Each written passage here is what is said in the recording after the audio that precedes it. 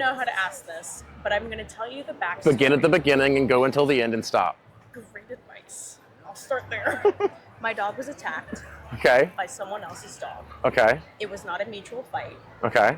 It was an attack. Okay. The lady took full responsibility. Okay. She said she was going to pay the vet bill in full. Okay. I have in writing a text message. She said she wasn't financially able to pay it all at once. I said I was only okay with broken up payments if she sent me a text message. This was on the phone. I was traveling, whatever. Said I was only okay with broken up payments if she would send me a text like saying she would pay me by a certain date, August 19th. Okay. That date has passed. I sent her a message saying, hey, payment's past due. Let me know where you're at. We had this agreement, blah, blah. She responded and wanted to kind of reevaluate our agreement that we mutually agreed upon. I didn't call animal control. I didn't hold her accountable for the additional vet bills because there were 2 additional vet How much is visits. the bill that she owes you? $1,300 or $1,314. How much has she paid you? 50%. Okay. So we're talking roughly $700. Yeah. Okay. How do I phrase this correctly? Do you actually positively, desperately need the money, or is it just like a matter of spite, or spite's the wrong word, a matter of principle at this point? It's a combination of the two, honestly. Okay. Especially because there were additional vet visits due to my dog wasn't healing properly. And I chose not to invoice her for that. So the reason why I'm asking is Yeah. only, like, if you have a conversation with her where she agreed to pay you the funds, right? You have a contract. Easy Right. peasy. You can sue her for it. So if you have her name, you can look up her address and you can file a lawsuit in small claims court. It's really easy to do. Lawsuit costs about $50 to file. Okay. Right? It's like a Mad Lib. I'm suing somebody for, and there's little check boxes for what they are, and you would just select the one for contract dispute. Okay. Right? And then you have to pay to have the lawsuit served, right? So depending upon the county, sometimes the sheriff will do it. That costs between $50 and $75. Some counties don't do that, and you have to hire a private process server, and that can cost anywhere between $75 and $150, Okay. right? So just to initiate the process, you're looking at between $75 and $300, which is why I asked, how badly do you need the money? Because you're going to spend, let's say, $300 just to get into a courtroom, right?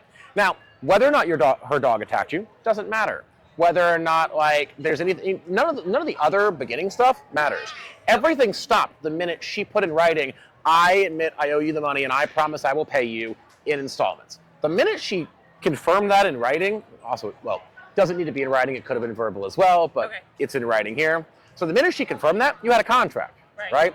It's enforceable. So if you went before a judge and you told the judge, she agreed to pay me, reimburse me for my expenses that were $1,300 in 4 payments of $250. She made 2 payments, she didn't make the remaining payments. The judge is gonna go, did you agree to that? This is what this says. Did you pay her? No. Great, judgment. The court will make them pay her, right?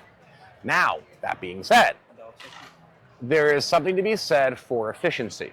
So if you know you're going to spend about $300 to do it, maybe you're better off just trying to offer her a discount. Because you're not going to get court costs back. You won't get your expenses back.